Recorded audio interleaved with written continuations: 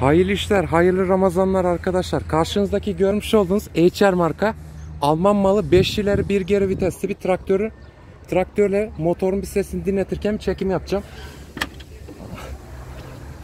Ayağım vites koluna takıldı ama bu şu an az bir gaz vermeden çalışmıyor. Debriyaj kontrolü yapalım. Biraz sert maalesef ki.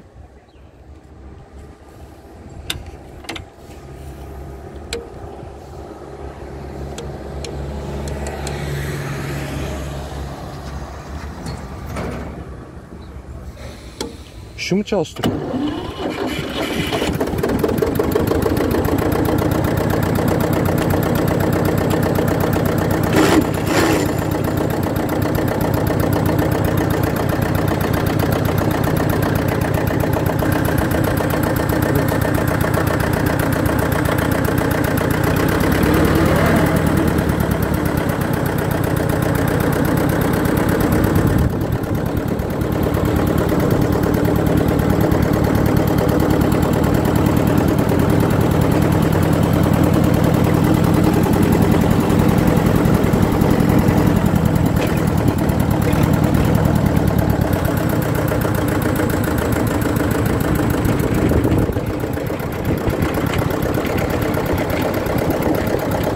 Ne çıkıyor lan aslında bir şey yok.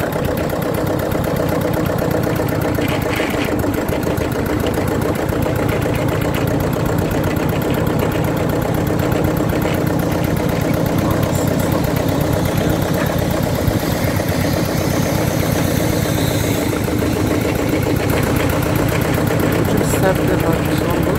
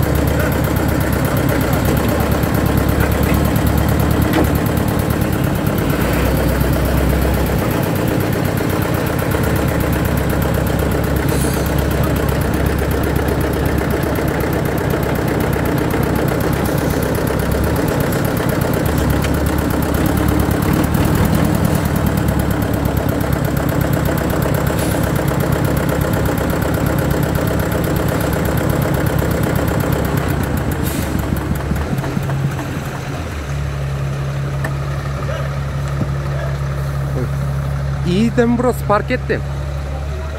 He?